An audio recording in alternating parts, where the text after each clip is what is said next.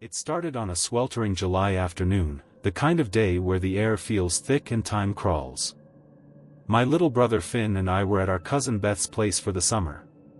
Her family had just moved into this decaying Victorian house in upstate New York, the kind with drafty halls, clawfoot tubs, and attics that smell like secrets. Beth was the one who found it. The box was buried under a dusty sheet in the corner of the attic, half swallowed by a rotting trunk. She called us over, her voice sharp with excitement. "Guys, look at this." It was a board game, square and heavy, with a lacquered wood surface that shimmered strangely in the dim light. The name etched in the center was almost unreadable, the letters warped like they'd melted. Miramov. No rules inside. No instructions.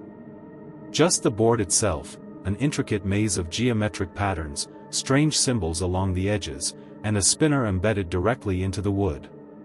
Instead of numbers, the spinner pointed to things like trade, reveal, repeat, erase, and the one that instantly gave me a chill, reflect. We should have left it alone. Should have sealed it back in the trunk, shut the attic, and never gone up there again. But kids don't do that. Curiosity beats survival instinct every time.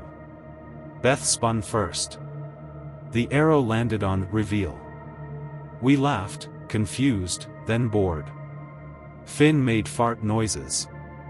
I remember thinking, this is dumb. And then Beth's phone rang. She picked it up. Her face went pale. "It's from Mom," she said. But her mom was in the kitchen downstairs. I could hear her humming to herself through the floorboards. Beth answered. A hollow voice whispered from the other end. "You found it. You shouldn't have found it." The call ended before she could speak. Downstairs, her mom kept humming. Same tune. Over and over. A little too loud now. A little too forced. Finn grabbed the spinner and flicked it. Erase. We all froze. Outside, the sky dimmed, instantly. Like someone had flipped a cosmic switch. Then, the lights flickered. The whole house groaned. We ran down to find Beth's mom. The kitchen was empty. Still humming. But no one there. The humming didn't stop. It was coming from the walls. And when Beth called for her mom, she didn't remember having one. Beth stood in the middle of the kitchen, her face blank. "What do you mean, my mom?" she asked. I blinked. She was just here. You answered her phone. She looked at the phone in her hand, then back at us. "This isn't mine." She held it out like it was diseased. The screen was off. Cracked. Finn reached for it, but as soon as his fingers brushed the surface, the screen lit up and displayed a message in jagged white text. "One player must leave." We bolted back to the attic, the game still sitting there like it had been waiting. The spinner was glowing faintly now, the light pulsing like a heartbeat. Beth started shaking. What did we do? I don't think any of us could answer. But we knew one thing, the game wasn't done with us. We tried to put it back in the trunk. The lid wouldn't close. Like the box was somehow bigger now. Finn, ever the brave idiot, spun again. Repeat. Nothing happened at first. We waited. But as we stared at the board, a sickening click echoed from behind us. I turned. The attic door had closed. No one had touched it. Then footsteps creaked up the stairs. Slow. Heavy. Deliberate. Finn's voice cracked. "Guys." The door handle began to turn. We backed up against the far wall, the game between us like a cursed offering. The door opened. It was Beth's mom. But she looked wrong. Her clothes were the same. Her eyes were not. Too glassy. Too wide. And behind that smile was something ancient and awful trying to pretend it knew how to be her. Beth whimpered. "Who are you?" The thing tilted its head, grin widening. "I've always been your mother." Finn moved first. He grabbed the spinner and yanked it. Trade. The room flickered. And suddenly, I was standing where the thing had been. Looking at my own terrified face. Looking through someone else's eyes. And Beth screamed. I was inside it. Not just in her place, inside whatever had taken Beth's mother's form. The smell hit me first. Like damp earth and old copper. My limbs didn't feel like limbs, they felt like tools. Hinges and levers. Something inhuman wearing flesh like a costume. I tried to speak, but the mouth didn't move the way it should. The lips stretched too wide, the tongue too thick. Beth and Finn stared at me, at the thing I now inhabited, with expressions that made my chest ache. And then, Beth's voice, a whisper, "That's not her. That's not my mom." "I know," Finn said, staring straight at me. "It's him. He stopped. Because something was wrong with me, too. My body, the real me, the one now across the attic, moved on its own. It smiled. And it reached for the game. Beth grabbed Finn's arm. "That's not him anymore." My body spun the wheel. Reflect. God help me, I felt it in my bones. The attic shimmered. Every reflective surface, dusty mirrors, glass, even the spinner's surface, rippled like disturbed water. And then we weren't in the attic anymore. We were in the reflection. It looked the same at first, just mirrored. But then the differences started showing. All the pictures on the walls had no faces. The window outside showed not the overgrown backyard, but a dark, endless void full of hanging stars. They pulsed like jellyfish, glowing and writhing. And in the corner of the room was a second board. Same game. Only this one was carved from bone. Finn looked at me, well, the creature I was trapped in. What do we do? I wanted to scream, spin the wheel again. Get me out. But my hands wouldn't obey. They just hung uselessly by my sides. And something behind my ribs, a presence, was starting to press outward, like it wanted to take full control. Beth stepped up to the bone board. We don't have a choice. She spun. The spinner landed on a word we hadn't seen before. Obey. The lights in the attic died. And in the dark, dozens of voices whispered in unison. Now you play by our rules. The attic, if it even was the attic anymore, buzzed with that whispering, voices overlapping like insect wings fluttering against glass. Beth dropped to her knees, covering her ears, but the sound wasn't in the room. It was in our heads. Finn backed away from the bone board. What does obey mean? Obey who? The spinner spun itself. It didn't wait for a player. It moved with deliberate purpose, the arrow ticking over each grotesque word before landing again on repeat.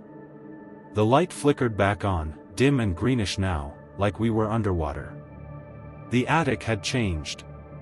Where there'd been boxes and cobwebs, there were now tall, black obelisks, smooth and humming with heat. They pulsed in sync with our heartbeats. And on every wall, mirrors. Shards, whole ones, some shaped like hands, some like faces. But none of them reflected what we expected. My reflection was still trapped in that thing. The Beth thing. But worse, it was starting to mimic me better. My smile, my fear, even the way I furrowed my brow when confused. The imposter was practicing. Beth stood and pointed at one of the larger mirrors. Is that my dad? We all looked. Inside that mirror, a man stood motionless. His face was blank, eyes stitched shut, arms outstretched like a crucifix. The moment Beth stepped closer, his stitched eyelids twitched. Then opened. Eyes full of panic. He started banging against the glass. I screamed. Or tried to. My mouth, Beth's mother's mouth moved, but the sound came out warped. Slowed. Like a record melting under heat. The game spun again. Erase. This time, it wasn't just the attic that changed. The air around us cracked like ice. The mirror with Beth's dad shattered from within. A sucking sound filled the space as the shards were pulled into the floorboards, vanishing like water down a drain. Beth screamed. No. No, no, no. He was right there. Finn grabbed the game board, desperate now, and spun the wheel with both hands. It spun violently, faster than ever before. Then stopped. Sacrifice. And every mirror in the room turned to reflect one thing. Beth. Dozens of her. All of them smiling. Except for the real one. She began to cry. Don't look at them. I wanted to shout, but the voice I had, this borrowed, broken thing inside Beth's mother, only made a low groaning sound. Beth stepped back, but every mirror stepped forward. Each version of her grinned wider than the last. One tilted her head sharply, and the crack of her neck echoed through the attic like a snapped twig. Another reached up and pulled a long strand of hair from her scalp, then began to floss her teeth with it. Finn shielded Beth with his arms. Back off, he shouted at the glass, but the mirrors weren't just showing reflections anymore. They were watching. Studying. And the longer we stared, the more they changed. One Beth was missing her eyes. Just two black holes leaking ink down her cheeks. Another had mouths instead of pupils, twitching and whispering something we couldn't hear. The real Beth turned toward the board. If it wants a sacrifice, maybe it doesn't care who. No. Finn grabbed her wrist. You don't know what that'll do. Beth stared at the spinner. It hadn't moved, but the arrow pulsed like a heartbeat. Sacrifice. Sacrifice. Sacrifice. Then, one of the mirrors shattered on its own. Glass sprayed the room. From within it, another Beth crawled out. Not a mirror version. Not twisted or deformed. She looked exactly like her. Identical. She stood, brushed the dust off her jeans, and smiled. Thanks for pulling me out, she said. I've been waiting. Beth took a step back. Who are you? The second Beth tilted her head. I'm you. The real you. Finn whispered, no. No, no, no, this is part of the game. The other Beth nodded. That's right. And this is the part where someone has to go back in. She lunged. The two Beths collided in a flurry of screams and fingernails and hair. Finn jumped in to break them apart, but the room twisted again, walls spinning like a carousel, mirrors cracking, warping. I tried to move, to help, but my limbs betrayed me. The board spun itself again. Trade. The lights went out. When they came back on, only one Beth stood. Crying. Blood on her shirt. Finn staggered to his feet, lips split, eye swelling. He looked at her and asked, "Is it you?" She didn't answer. Just spun the wheel. And it landed on something new. Welcome home. And then the floor fell away. We didn't fall. We sank. Like the floor had turned to liquid shadow and was pulling us down through its syrupy grip. My stolen body, Beth's mother's frame, floated next to Finn and Beth as the attic melted away above us, shrinking into a pinprick of light. Then even that vanished. We landed in a room that shouldn't have existed. It was identical to Beth's basement. Same water-stained ceiling, same stacked boxes of forgotten junk, same dusty treadmill no one ever used. But something was off.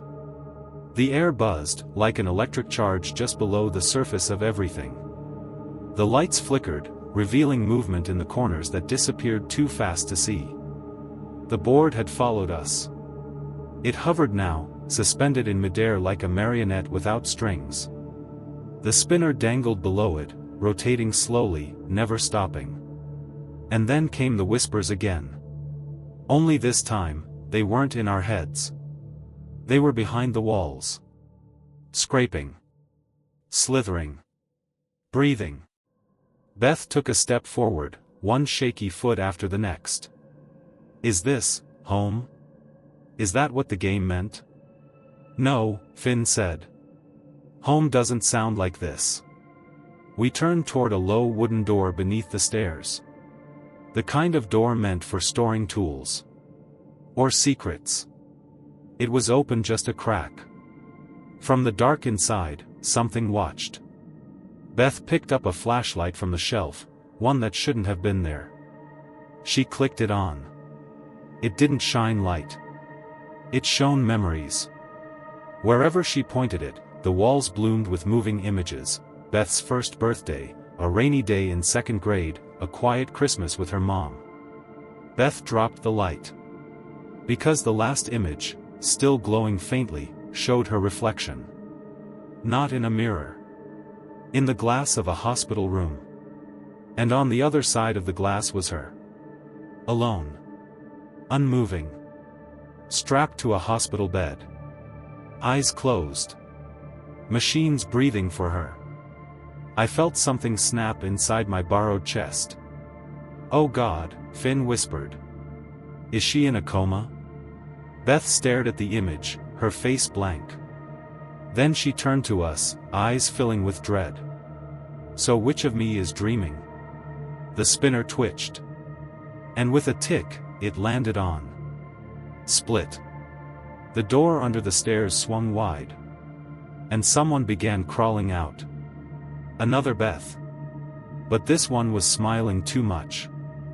And her mouth never stopped moving. The new Beth, if you could even call it that, wasn't right. Her face was stretched in a grin that split too wide, her lips twitching like a puppet struggling to hold still. Her mouth was moving constantly, though no sound came out. Just breathless chatter. Like she was talking to someone we couldn't see. Or maybe, listening to something the rest of us couldn't hear. Beth, our Beth, backed up until her shoulders hit the wall. What is that? What is she? The creature locked eyes with her. And then, without warning, all the other mirrors around the room snapped into life, showing endless versions of Beth. But not just her, all of us. Some still. Some screaming. Some missing. Limbs. Eyes. Skin. The hovering game board crackled with energy, and for the first time, the spinner bent. Literally. Warped into a figure-8 loop and began circling both ends. A voice echoed through the basement, deep and guttural, layered with too many throats. Your choices are no longer yours. Mouth Beth lunged. Finn tackled her mid-sprint, the two collapsing into the boxes near the corner. Dust and memory fragments flew everywhere, photographs, letters, toys. As they wrestled, I tried to move, to help, but I was still trapped in the shell of Beth's mom. That's when I saw it. Another board. Hidden beneath a collapsed bookcase. This one carved from something that looked like teeth. And etched into its surface, over and over, the same word. Choose. Choose. Choose. Beth crawled over, breathing hard. Her eyes met mine. Can you still spin? I tried. I focused all my will into lifting one hand. It trembled. Then moved. Just enough to brush the spinner. It clicked once. Then stopped. Silence. Instant. No sound. Not even breathing. Mouth Beth froze, her jaw still flapping, but no voice. Finn rolled away, coughing silently, mouthing words none of us could hear. Beth's hands trembled as she picked up the toothboard. Her eyes scanned the pieces. There were only 3. One shaped like her. One shaped like me. One shaped like nothing. A hole, a negative. Like whoever it was had never been born. And just as she touched it, the walls split open. Rows and rows of shelves, like a library. But instead of books, each shelf held faces. Hundreds of them. Maybe thousands. Some frozen in fear. Some mid-scream. All staring outward. And just above the entrance was a phrase, etched in fire. Every turn cost someone. Beth whispered, her voice cracking, "We're not just playing for ourselves." Behind her, Mouth Beth stood again. Grinning wider. Splitting open. And she was no longer alone. The shelves had begun to move. The faces were stepping down. One by one. The faces stepped down from their shelves like paintings peeling off canvas. Skin creaked. Joints popped. Their eyes never blinked. They didn't move like people. They moved like memories, flickering, incomplete. Some with jerking, stop-motion limbs. Others gliding inches above the ground, mouths frozen mid-sob or mid-laugh.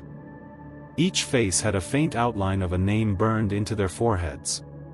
Some names we recognized. Teachers. Neighbors. One was Finn's old babysitter, long presumed dead in a lake accident. He choked on his breath. She used to play Monopoly with me. Beth clutched the toothboard tight. It's showing us the others who played, isn't it? The room pulsed. Not the air, the world. Like the basement was breathing around us. Walls grew veins. The ceiling bulged like something pressed against it from above. Mouth Betha's jaw dislocated fully now, swinging open like a door. Something began to climb out of her throat. Fingers first. Beth screamed. I surged forward. My body, Beth's mother's shell, fought back, but I wrenched control just enough to grab the spinner. It moved. Erase. A shriek tore through the room, not from anyone living. Mouth Beth and the thing climbing out of her froze. Then imploded, folding inward like crumpled paper burning from the center. But the cost. The shelves. The faces. They began to melt. All of them, one by one, dissolving like wax statues in a furnace. Some reached for us as they collapsed. Others whispered names, begging. Accusing. And in the silence that followed, only the three of us remained. Beth fell to her knees, sobbing. We're erasing people. Every move we make, it unmakes someone. Finn stood still, staring at his own hands like he wasn't sure they were real. So what now? We stop playing? The board answered with another spin. No. That was all it said. Just no. A new set of stairs unfurled from the far wall, creaking as they appeared, lined with dimly glowing symbols that looked like they were bleeding. Beth looked at me. Do we follow it? We didn't answer. Because behind us, the melted faces began to whisper again. Next turn is hers. And Beth's reflection in a shattered mirror turned its head. Even though she didn't. We didn't climb the stairs. We were pulled up them. The moment Beth placed one foot on that first rotten step, the entire structure groaned and moved, spiraling upward like a clock spring winding tighter. With each step, the walls changed. They weren't stone or wood anymore. They were names. Thousands of them, etched into every inch of surface. Not just first names, but full names. Dates. Some had little phrases beside them. Rolled doubles. Died twice. Refused the trade. Spun, reflect. Never came back. And then, we saw ours. Mine. Finn's. Beth's. But Beth's had something new beside it. Final move pending. She saw it too. Her knees buckled. I didn't agree to this. The stairs led to a door. It looked like any ordinary basement door. White paint. Brass knob. But the moment Beth touched it, every name on the wall screamed. Every single one. It wasn't noise. It wasn't even pain. It was warning. Beth turned to us, her hand hovering over the knob. I don't think we should open this. The board floated up beside her like a loyal dog. The spinner twitched violently. Then stopped. Reveal. The door swung open. And inside, was her. Not a twisted version. Not a mirror. Beth, asleep in a hospital bed. Real wires. Real monitors. Beeping. The smell of antiseptic. A woman sat beside the bed, reading aloud from a journal. Her voice cracked. Her face was worn. Pale. It was Beth's mother. Alive. Beth gasped. That's not possible. She's gone. I remember, she died in the fire. I finally spoke, my voice, not the one I'd borrowed. Beth, that might not be the real memory. Finn touched her shoulder. What if the fire never happened? What if this is the truth, and we've been inside your dream this whole time? Beth took a step toward the bed. Her double stirred. Just a twitch. A flutter of fingers. The monitors beeped louder. The spinner began to burn. A single word etched itself into the board's surface, red hot. Exit. Beth turned to us, tears in her eyes. If I go, what happens to you? I didn't answer. I couldn't. Finn looked down. She stepped forward. And her body began to crack. Not break, fracture. Like a porcelain doll. Light poured from the lines in her skin. Her double in the hospital bed opened her eyes. 1 second. 2. And the board let out a sound I can only describe as a scream trying not to wake a sleeping god. Beth whispered, "Tell me this is real." And then she vanished. Not in a flash. In pieces. Like her data was being deleted. The board fell. Dead. And Finn turned to me.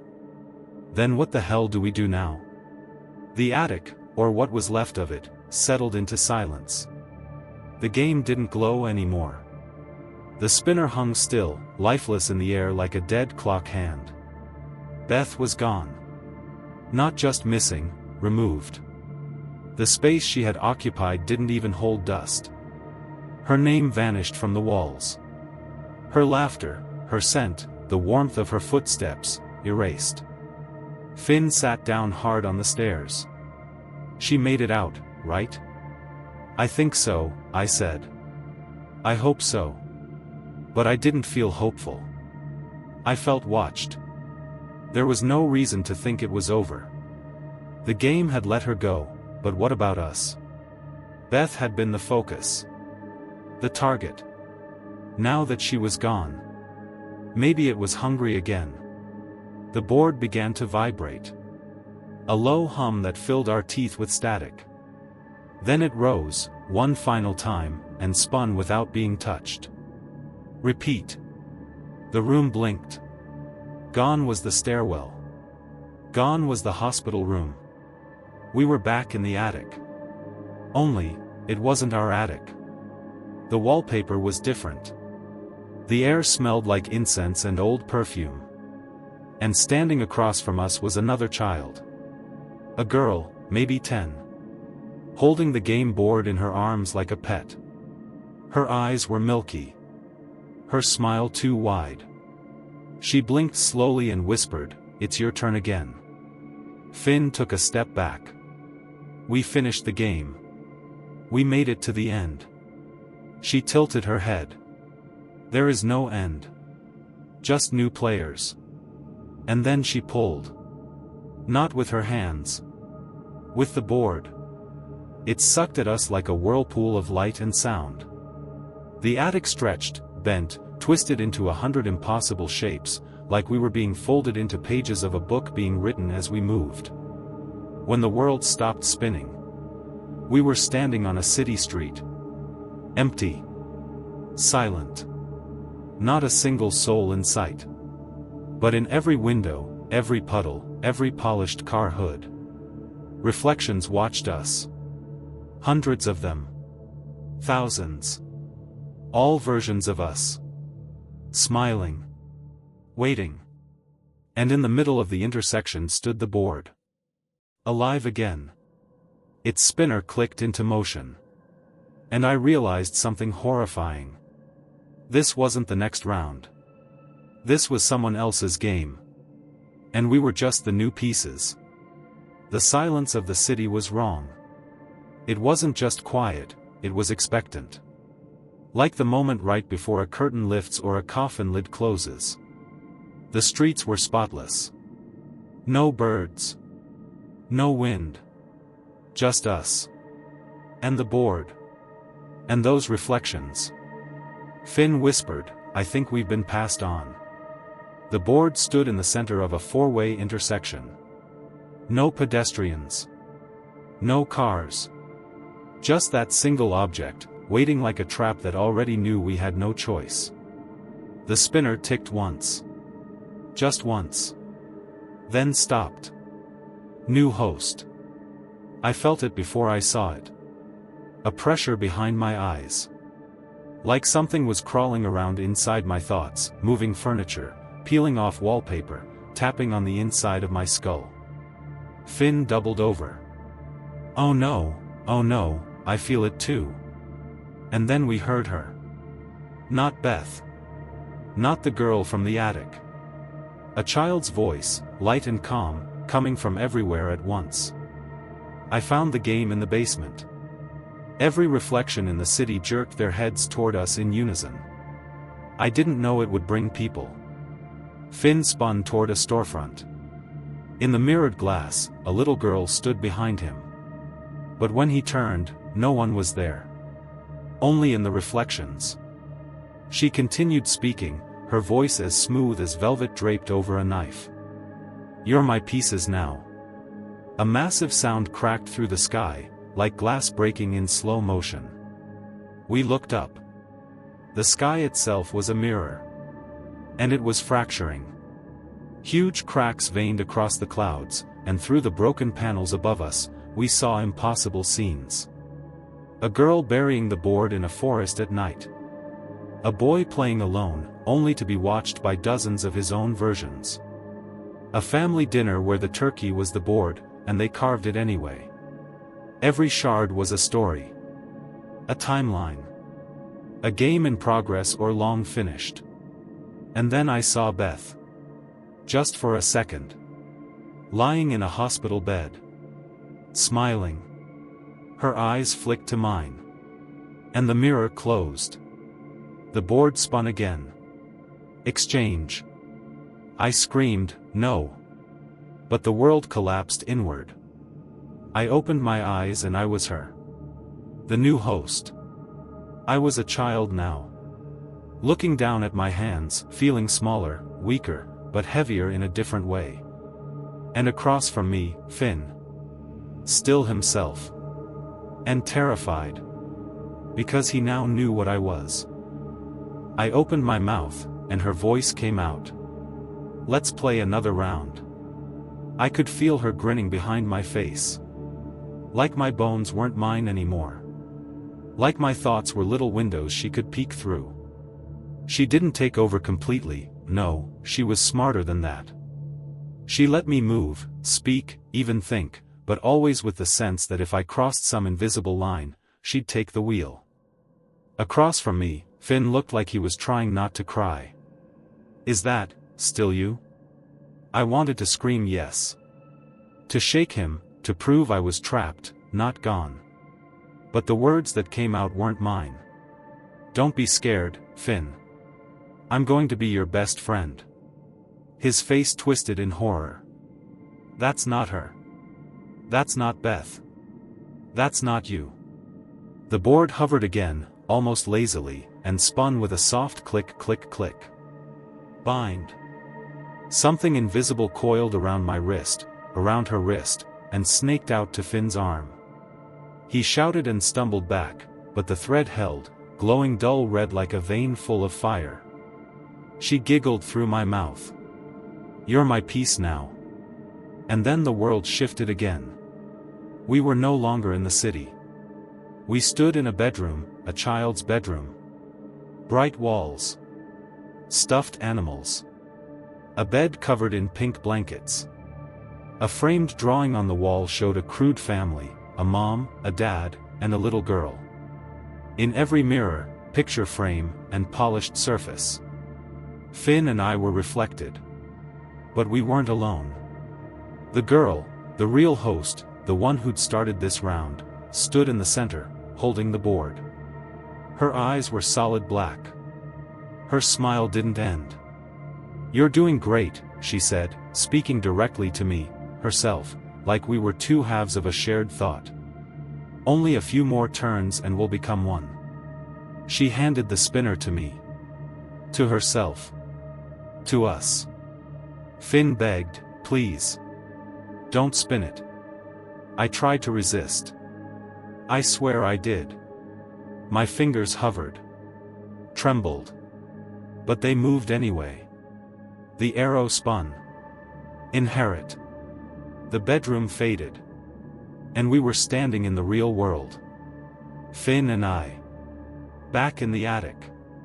Sunlight poured through the window. The board lay dormant on the floor. No lights. No whispers. Just stillness. Finn looked around. Did we win? I looked down at my hands. The girl's hands. Not mine. My smile returned without my permission. And in the attic mirror, her eyes blinked back at me. Finn didn't notice. He hugged me. We made it. My voice whispered into his ear. Yes. We did. And deep inside, I screamed. The attic looked normal. The kind of normal that makes your stomach twist because it shouldn't be. Dust hung lazily in shafts of golden light. Boxes stood where we'd left them. The board sat quiet on the floor. But the quiet was a lie. Finn clung to me, still convinced I was myself. "Let's burn it," he said. "We end it for good." I nodded. Smiled. But behind the smile, her mind buzzed through mine like static through a dying speaker. I couldn't stop her. I could only watch as she pulled the strings. Finn doused the board in lighter fluid from the garage. Struck a match. I whispered, "It won't work." He blinked. "What?" "It never works. Don't you remember? Page 6 of the rules." "Oh wait. That's right. You never had the rules." He stared at me, match still lit, flame trembling. "What did you just say?" My head tilted. Too far. Unnatural. The voice inside my mouth whispered, "You were always just another piece." He dropped the match. Flames bloomed, but they didn't consume. They twisted upward, curling like hands around a throat. And the board laughed. Not aloud. In our bones. Finn screamed as the attic bent inward. The wall stretched and yelped like wood forced to remember things it was never meant to hold. Every nail shrieked. Then the floor cracked open. Beneath it? Not dirt. Not foundation. But rows of rooms. Hundreds. Thousands. Every player who ever found a copy of the game. Some spinning. Some screaming. Some praying. And one, just one, watching us from inside a shattered mirror. Beth. She reached forward. Not to me. To Finn. Her voice was a whisper inside the flame. Don't let her finish the game. He turned, eyes wide with horror. And for the first time, he saw me. Really saw me. The girl. Smiling through my face. Her hands clasped in his. And the spinner glowed again. One more move. Only one. The attic didn't burn. It unfolded. Like a diorama coming apart, piece by piece, revealing more of the same. More attics. More players. More boards. Layered like nesting dolls, each one repeating the same tragedy with a slightly different cast. Finn stood frozen. She, reached for the board. Her hands were steady. Mine, buried beneath hers, thrashed like a caged thing. The spinner trembled. Lit from within. And above us, in a voice deeper than thought, something spoke. One player wins. One player stays. One piece must remain. Finn stepped back. It doesn't have to end like this. My smile stretched, hers. Always hers. There's only one rule left. The spinner clicked.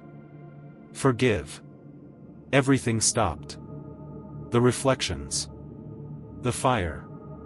Even the girl inside me paused. Because none of us knew what that meant. Finn's voice broke. I forgive you. Beth, if you're still in there, I forgive you. For dragging me into this. For not letting go. For playing when we shouldn't have. The attic shook. A low groan rolled through the floorboards, not pain, relief. The mirrors shattered. All of them. In the shards, we saw something strange. Versions of us leaving the game. Not winning. Not escaping. But simply, stepping away. Boards abandoned. Spinners stopped. Walked away mid-turn. The girl inside me howled. No. That's cheating. You have to finish the game. But Finn shook his head. No. We don't. He held out his hand to me. To her. Come back. And something in me. Twitched. Bent. Snapped. The attic collapsed.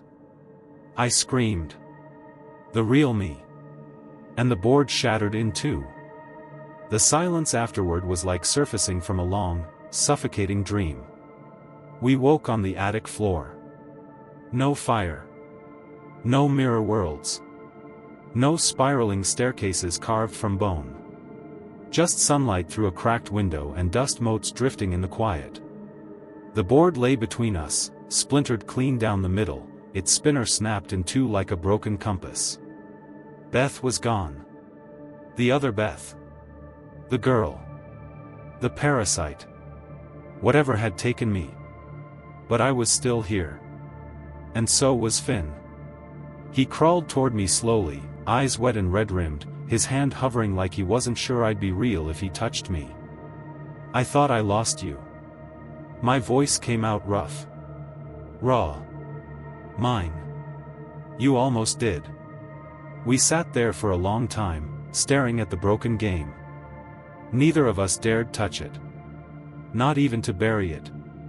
Not even to sweep it up. It didn't feel dead. Not exactly. I don't think it ever really dies. After a while, Finn stood. We should go. Leave this house. Burn it if we have to. I nodded. But before we left the attic, I noticed something. A single piece remained. A game token. Small. Smooth. Shaped like a child curled into a ball. It hadn't been there before. I picked it up without thinking. And on the underside, carved so small I almost missed it. Next time, your turn starts here. We left the house. Never went back. Never told anyone. But sometimes, late at night, I dream of that spinner. Of it turning all by itself. Of someone else picking it up. And I wonder. When they do. Will they play? Or will it play them? The end.